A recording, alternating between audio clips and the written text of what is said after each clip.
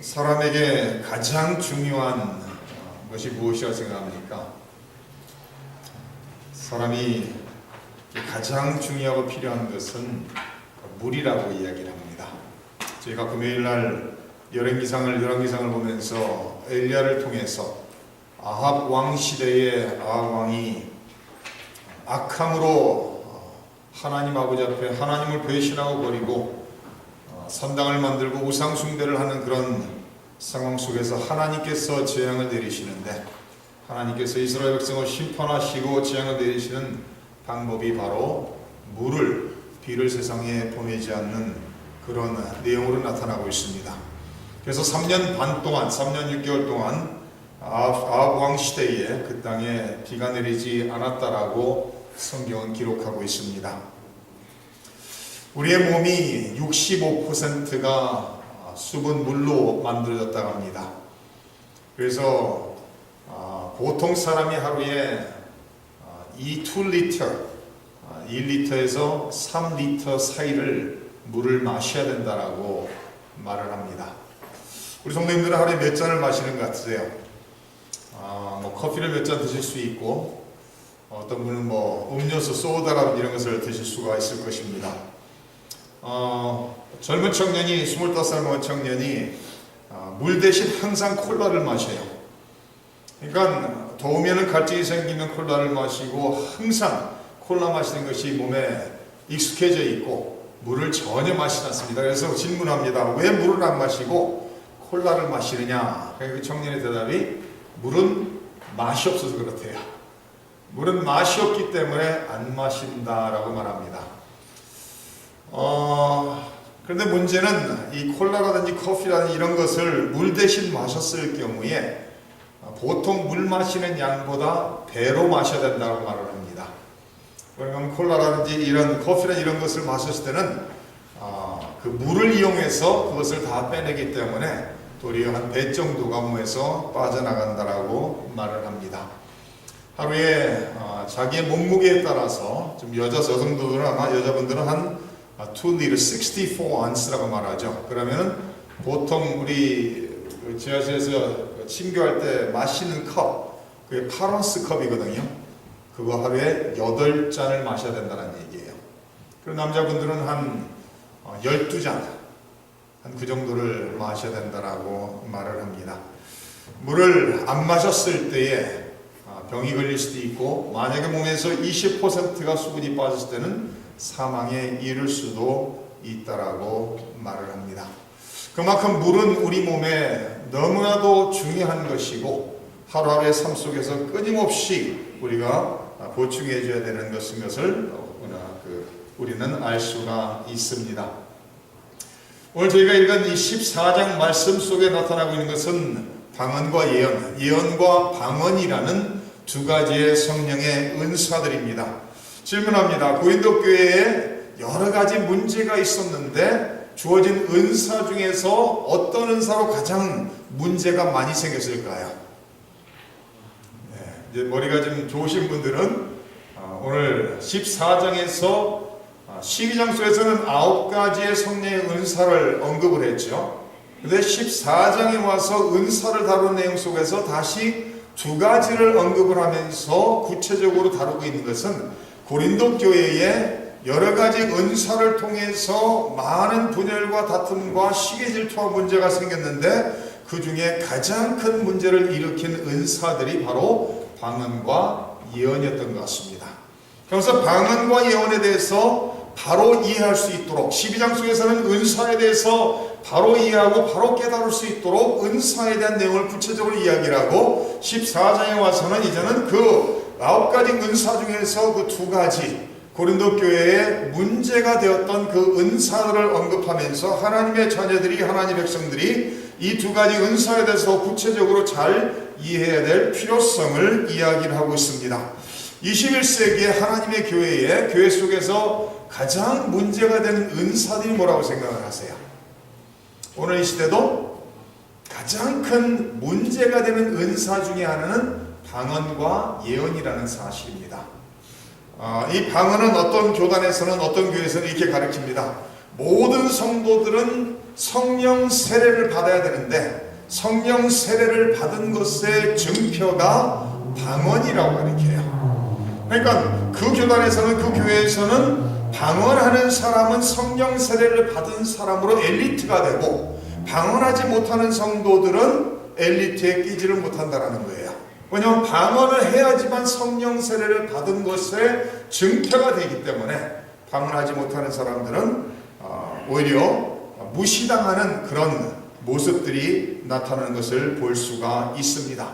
그러나 모든 성도가 방언을 해야 된다라고 가르치는 순간 은사에 대한 잘못된 이해라는 것을 우리는 알 수가 있습니다. 그러면 은사를 이미 12장에서 보았던 것처럼 모든 은사는 누가 주시죠?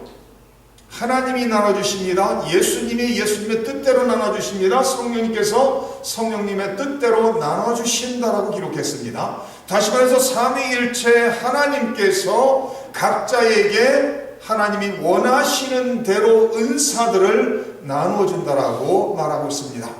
성경에 나타나고 있는 성령의 다양한 은사들을 우리가 사모할 수도 있고 기도할 수도 있을 것입니다. 그러나 그 은사들을 주시는 분은 하나님이라고, 삼위일체 하나님이라고 성경은 분명히 기록하고 있습니다.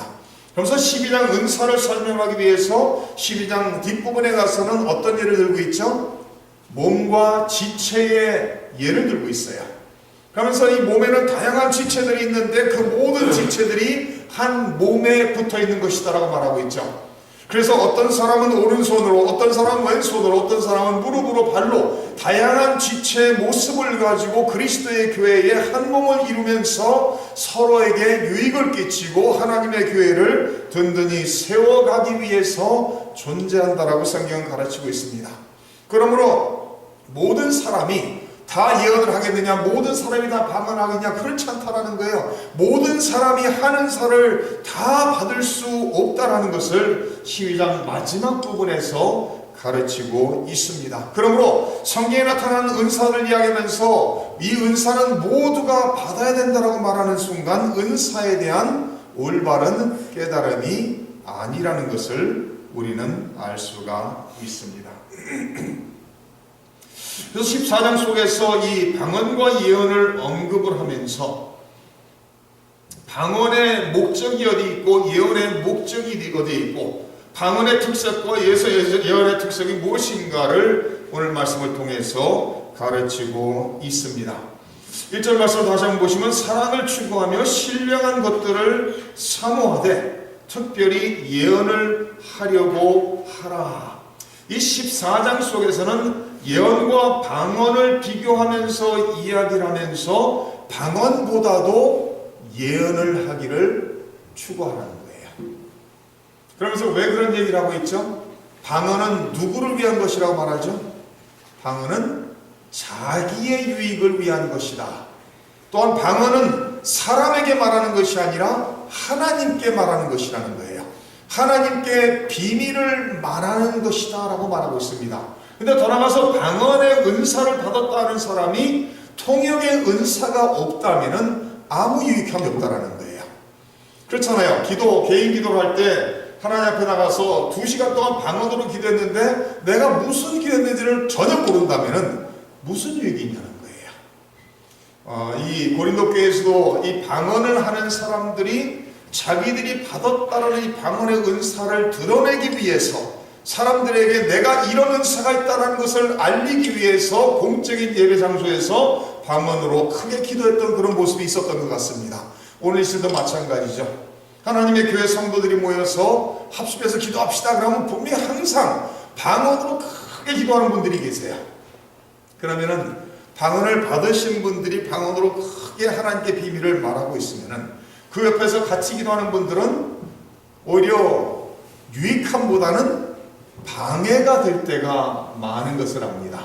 제가 지금도 기억하는 것은 새벽 기도 때 어떤 권사님 한 분이 기도를 하는데 방언으로 항상 기도를 하셨어요. 근데 교회 안에서 새벽 기도를 오신 분이 뭐 20-30명이면은 20-30명이 군데군데 가서 기도를 하는데 그 권사님의 기도가 방언 소리가 얼마나 크든지 그래서 교회 전체에 그 소리가 가득 차는 거예요.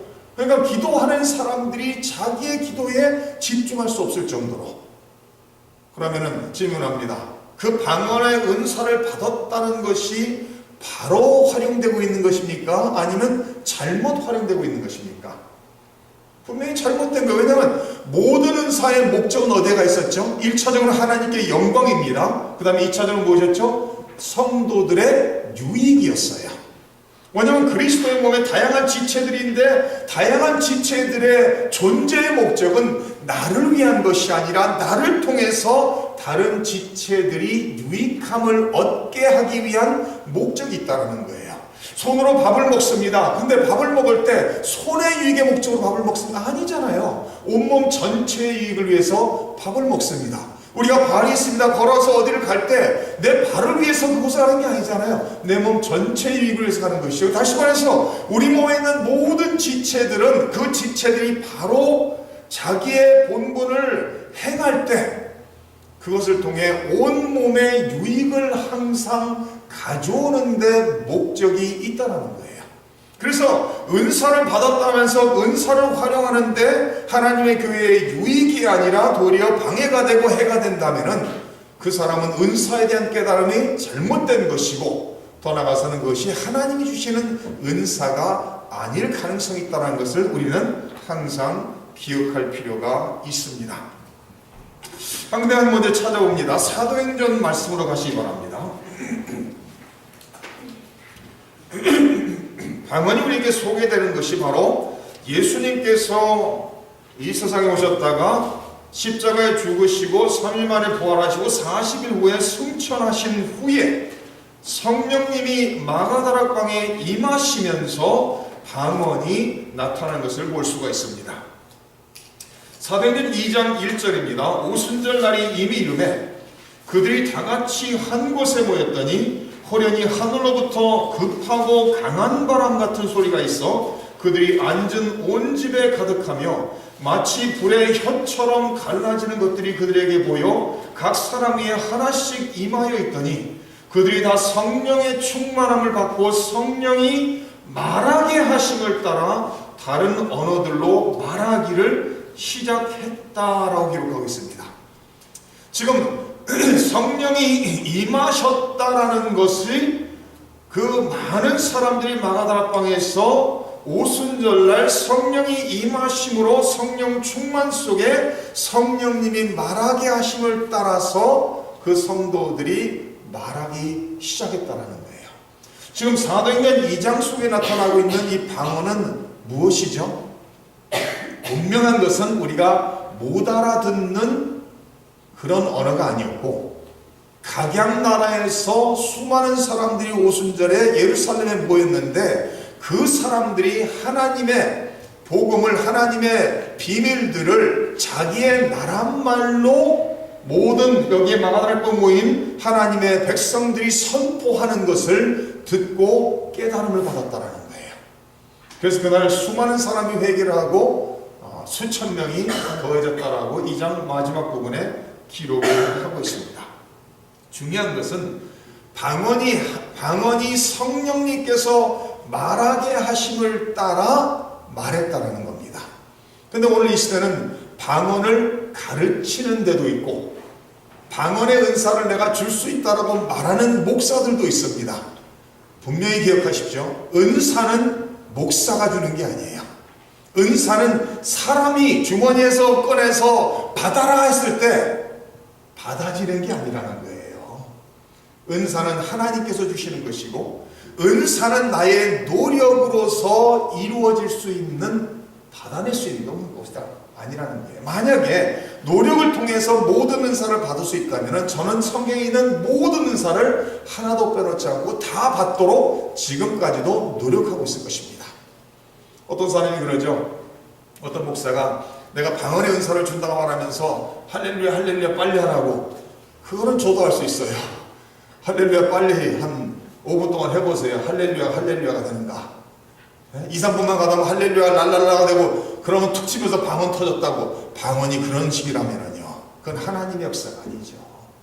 하나님이 주시는 은사가 그렇게 단순하게 사람의 노력 몇 마디로 몇 분 속에 그냥 다 주어진다라면은 그러면 치유의 은사란 이런 모든 은사를 안 받을 사람이 어디 있겠어요? 그렇지 않아요?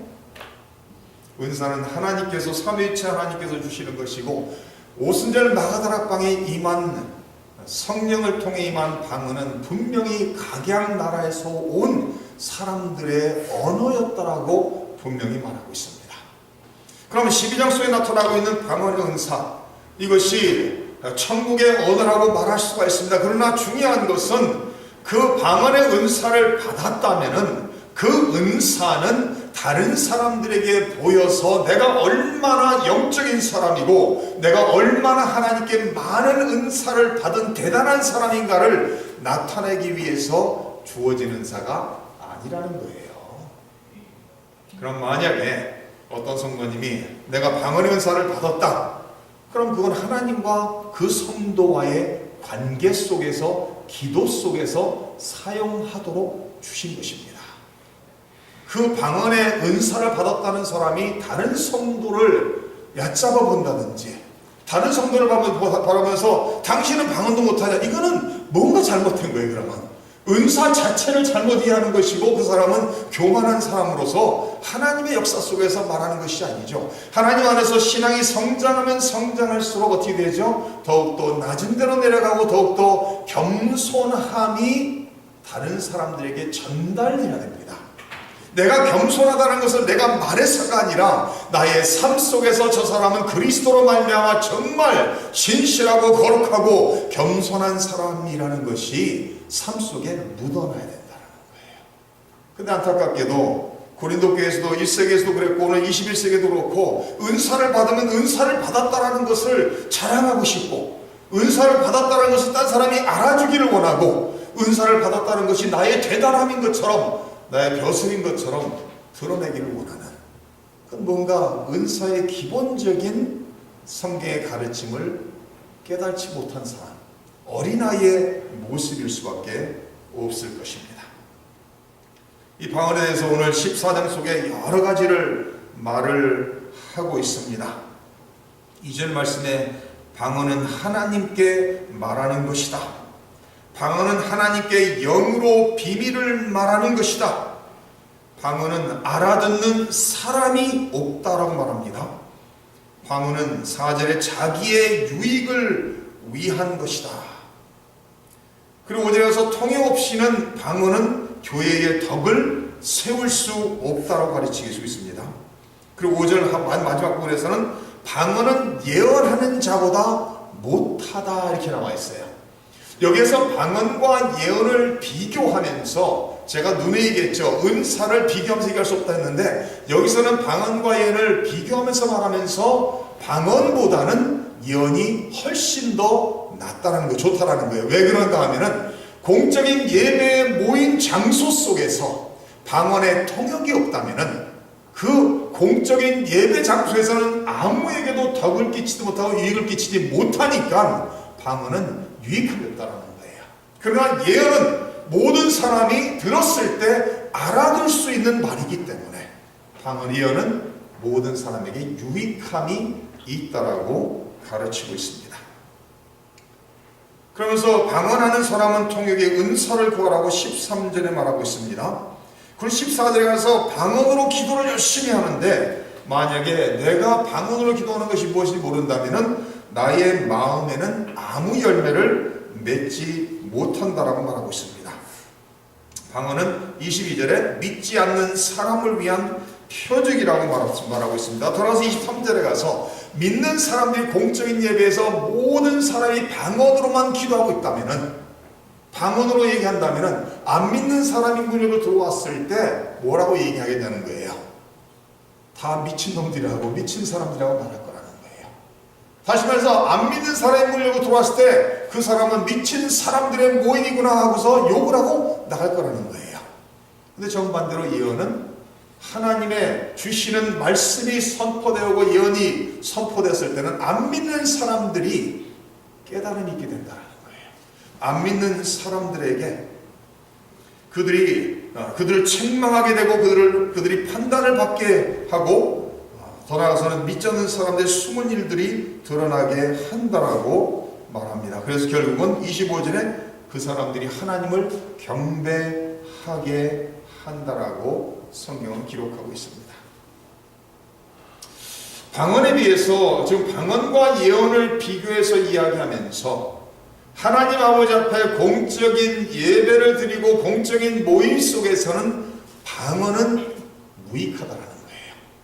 아무 유익이 없다는 게 통역이 없다는 말이에요. 그러나 예언은 모든 사람에게 유익함이 있다라고 가르치고 있습니다. 14장 1절 다시 한번 봅니다. 사랑을 추구하며 신령한 것들을 사모하되 특별히 예언을 하려고 하라.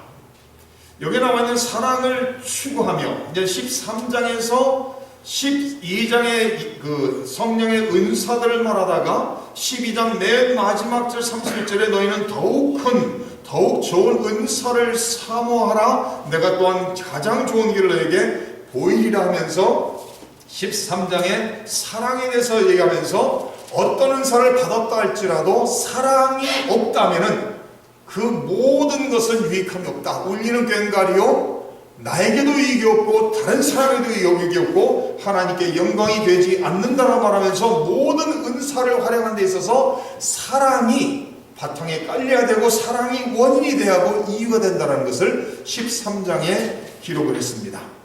그러면서 14장에 사랑에 대한 말을 끝낸 후에 14장을 시작을 하면서 사랑을 추구하라는 거예요. 사랑을 열심히 열정적으로 추구하라는 거예요.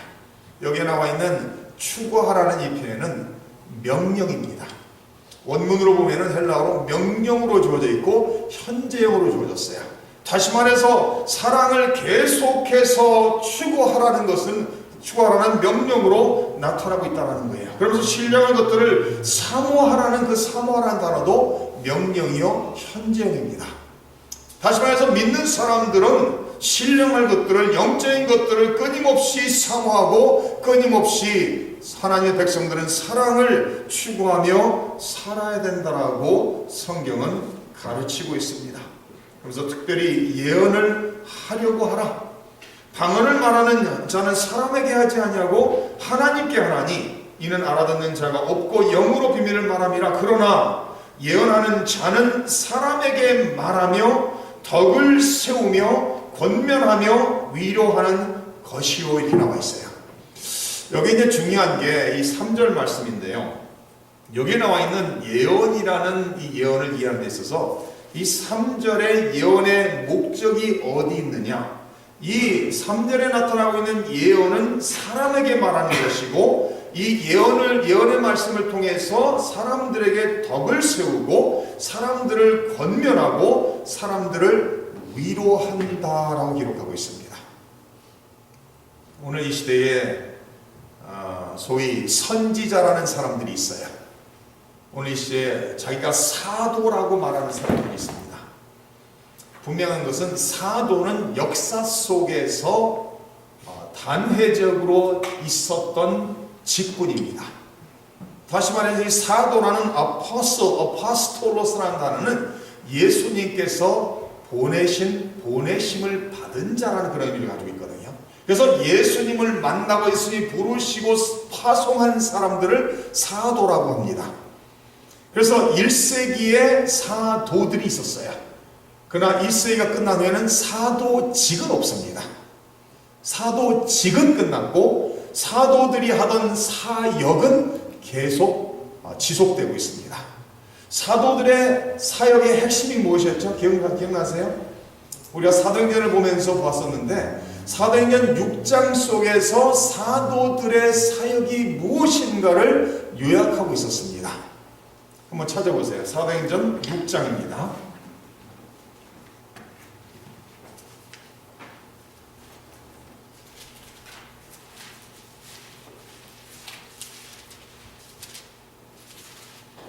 사도행전 6장 1절을 보시면 그때에 제자가 더 많아졌는데 헬라파 유대인들이 자기의 과부들이 매일의 구제에 빠짐으로 히브리파 사람을 원망하니 12사도가 모든 제자를 불러 이르되 우리가 하나님의 말씀을 제쳐놓고 접대를 일삼는 것이 마땅하지 아니하니 형제들아 너희 가운데서 성령과 지혜가 충만하여 칭찬받는 사람 7을 택하라. 우리가 이 일을 그들에게 맡기고 우리는 오로지 기도하는 일과 말씀 사역에 힘쓰리라 하니 온 무리가 이 말을 기뻐하여 믿음과 성령이 충만한 사람 스데반과 또 빌립과 7명의 집사를 선택하여 안수하고 세웠다라고 기록하고 있습니다. 사도들의 사역의 핵심이 무엇이었어요? 6장 4절에 나와 있는 기도와 말씀 사역이었다는 거예요. 그러니까 사도라는 직분은 끝났습니다. 그러니까 21세기에 내가 사도다 말하는 사람은 성경을 바로 이해하는 사람이 아니에요. 그러나 내가 사도적인 사역을 감당한다라고는 말할 수 있습니다. 왜? 말씀의 사역과 기도의 사역을 감당하는 사람은 사도적 사역을 감당하는 사람이에요. 그와 마찬가지로 선지자도 끝났습니다. 잘 들으세요. 오늘 21세기에 내가 선지자라고 말하면서 예언을 하는 사람들, 그 사람들은 성경을 잘못 이해하고 있는 거예요. 소위 우리가 지금 전 한국 교회에 많은 문제를 일으키고 있는 IHOP이라는 단체가 있죠. International House of Prayer. 그래서 IHOP이라고 IHOP라고 있죠. 이 IHOP을 시작한 사람이 마이크 비클이라는 사람이에요. 근데 이 사람이 한국에 가서 국민일보하고 인터뷰를 하면서 이런 질문을 받았습니다. IHOP에 있는 선지자들의 예언들의 성취율이 얼마나 됩니까? 근데 마이크 비클이 뭐라고 대답한 줄 아세요? 한 20%라고 말했습니다. 이 선지자라는 단어, 히브리어 나비라는 단어가 무슨 뜻인지 아세요? 하나님의 입이라는 뜻이에요. 다시 말해서 하나님이 하나님의 택한 백성들에게 선포하시고자 하는 말씀을 그 선지자라는 사람의 입을 통해서 하나님의 입으로서 선포하는 사람이라는 거예요. 그럼 무슨 얘기죠? 선지자가 선포하는 것은 얼마큼 맞아야 될까요? 네? 90%? 99.5%? 1000개를 말했는데 999개 맞으면 선지자일까요?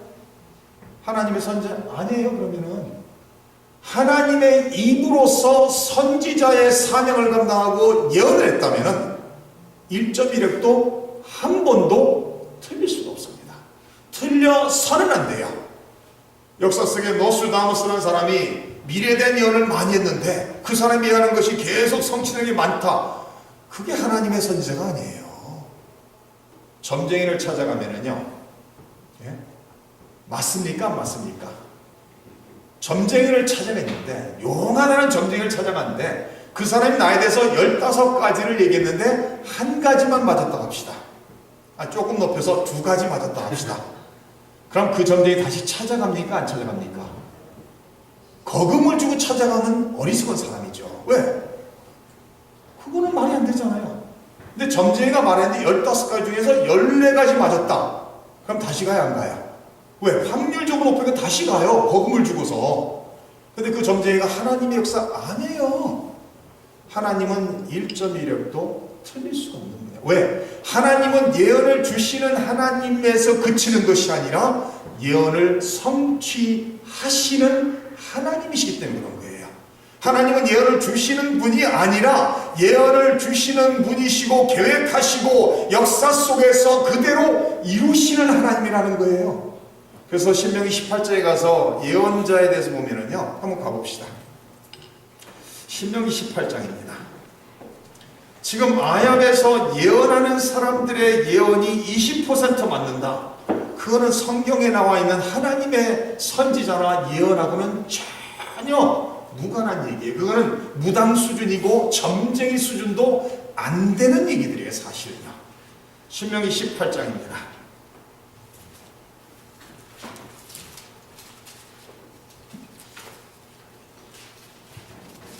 제 성경으로 290페이지입니다.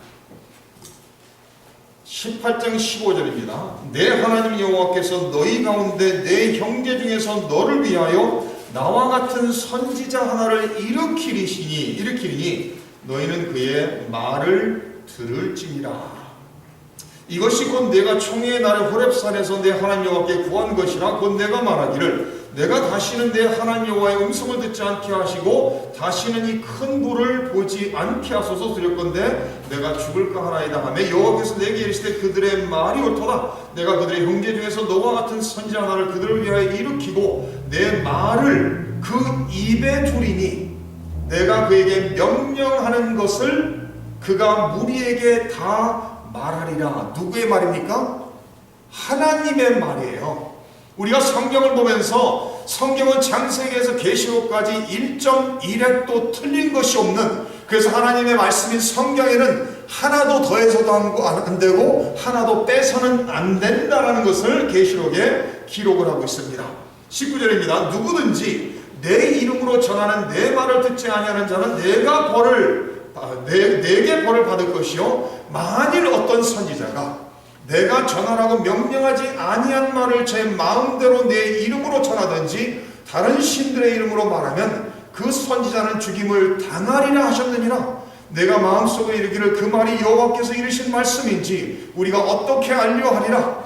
만일 선지자가 있어 여호와의 이름으로 말한 일에 증언도 없고 성취함도 없으면 이는 여호와께서 뭐라 나와 있습니까? 말씀하신 것이 아니요 그 선지자가 제 마음대로 한 말이니 너는 그를 두려워하지 말라라는 거예요. 우리 주위에도 뉴욕에서도 뉴욕 뉴저지에서도 미국 전역에 전 세계적으로 선지자라고 말하면서 이 아역을 통해서 선지자의 부르심을 받았다면서 예언하는 사람이 많습니다. 그런 데는 찾아가지도 마시고 듣지도 마시고 아무 의미가 없는 거예요. 그러면서 아합의 선지자라고 말하는 사람이 하는 예언들이 어떤 성격인가 하면은 오직 긍정적인 얘기만을 하라고 합니다. 질문합니다. 구약의 선지자들이 예언하는 하나님의 예언이 긍정적입니까? 심판적입니까? 구약을 보면은 구약 시대에 선지자 되고 싶은 사람이 없어요. 왜? 선지자들은 끊임없이 비난을 받고 어려움을 겪게 되죠. 왜? 하나님께서 죄악의 타락에 물들어 있는 시대에 하나님의 심판적인 경고적인 말씀을 선포하는 게 선지자였거든요. 그러면 선지자를 통해서 하나님이 선포하신 말씀은 한 번도 빼놓지 않고 그대로 다 성취됐습니다. 구약 성경에서 나타나고 있는 수많은 예언의 핵심 중에 하나인 예언이 무엇인가 하면 바로 예수 그리스도의 초림에 대한 거예요. 메시아가 오실 것이라는 겁니다. 지금 이 18장, 18장 속에서도 내가 한 선제, 너와 같은 선자를 일으키리니 이것도 예수 그리스도를 언급하고 있는 얘기입니다. 그리고 신약에 와서도 예언하는 것은, 예언은 무엇이에요? 예언은 미래에 대한 내용들이에요. 그렇죠? 지금 지난 과거의 얘기도 아니고 지금 현재 진행되고 있는 얘기도 아니고 미래에 대한 얘기입니다. 그러면 신약 성경에 나타나고 있는 예언은 어떤 내용이죠? 무엇과 연결이 되어 있죠? 예수님과 연결이 되어 있어요. 또다시 구약에서는 구원을 구속할 메시아의 오심에 대한 예언입니다. 그래서 구약 예언의 가장 큰 핵심은 메시아의 초림입니다. 그럼 신약 성경에서 예언은 무슨 예언일까요? 예수님의 재림에 초점이 맞춰져 있어요. 그러면서 재림을 향해 나가면서 역사 속에서 일어나야 될 그런 일들을 성경이 예언하고 언급하고 있는 거예요. 말씀을 마칩니다. 그러면 예언은 선지자는 끝났습니다. 선지자는 더 이상 있을 수가 없어요. 그런데 선지자적 사명을 감당하는 사람들은 있을 수 있어요. 잘 들으세요. 여기서 이제 잘못 이해하시면 안 되는데 선지자는 없습니다. 왜? 구약이 완성되고 신약이 완성되는 순간 더 이상 하나님께서 새로운 revelation, 새로운 말씀을 주실 이유가 없어졌어요. 하나님께서 하나님 택한 백성에게 주시고자 하는 모든 말씀은 우리가 가지고 있는 성경 안에 들어있습니다.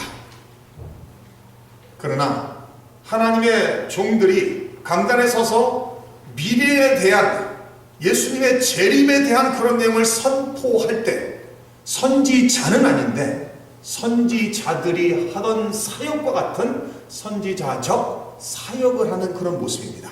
근데 중요한 것은 성경에 있는 말 외에는 더 이상 더 이하할 수 없다는 거예요. 여기에 없는 내용을 얘기하면서 이것은 내가 하나님께 직접 받은 계시다. 그건 이단입니다. 그건 무조건 이단이에요. 나는 하나님께 직접 계시를 받는다. 한국에 그런 무리를 일으키는 사람이 무지하게 많죠. 직접 계시를, 최근에 작년에는 누구예요? 어떤 여전도사였던 것 같은데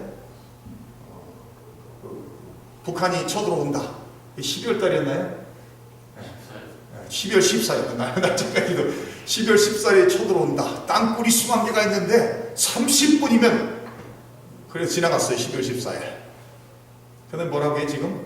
쳐들어왔는데 정부가 감추고 있고 뉴스에서 보도를 안 하고 있다. 사기꾼입니까? 아닙니까? 그 사람은 사기꾼이에요.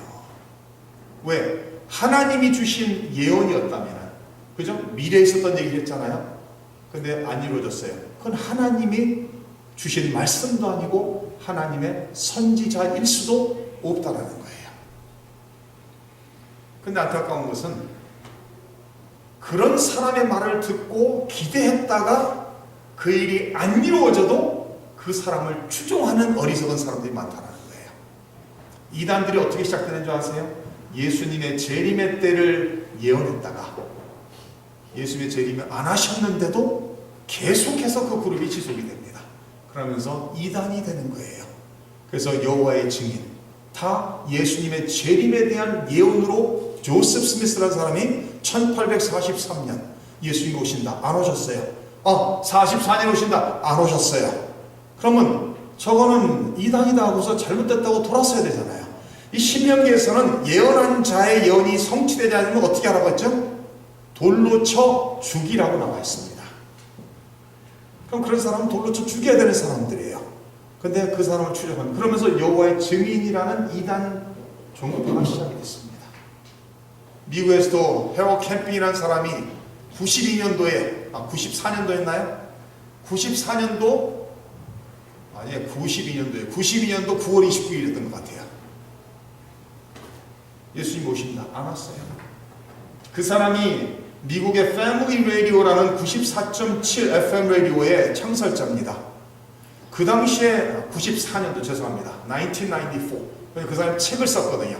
1994 한 600페이지 되는 책을 썼는데 50만 권 이상 팔렸어요. 그 당시에. 9월 29일 오신다. 제가 그날을 기억하는 것은 제가 신학교에 강의실에 있었거든요. 그때. 그래서 강의를 시작하는 교수님께서 우리 기도합시다. 1500만 명이 듣는 크리스천 라디오에서 헤럴 캠핑이 오늘 예수님이 오신다고 했는데 오늘 예수님 안 오십니다. 그 사람의 거짓 예언으로서 치우치게 된 수많은 1500만 명을 위해서 기도합시다. 교수님이 그러셨어요. 그래서 거기서 강의를 시작할 시간에 연합으로 같이 기도를 했던 것이 기억이 납니다. 안 오셨습니다. 헤럴 캠핑이 뭐라고 해요? 내가 계산착오였다. 하나님의 입으로서 하나님이 그 입에 하나님의 말씀을 담아줬다면 계산착오가 있을 수가 없어요. 그런데도 그런 사람의 말을 듣고 떨기도 하는 사람도 있고 두려워하는 사람도 있고 끊임없이 추종하는 사람도 있다는 겁니다. 성경이 완성되면서 선지자는 더 이상 필요 없어졌습니다. 왜? 하나님께서 우리에게 하시고자 주시고자 하는 말씀을 성도님들이 가지신 성경 속에 다 들어 있습니다. 기도하겠습니다.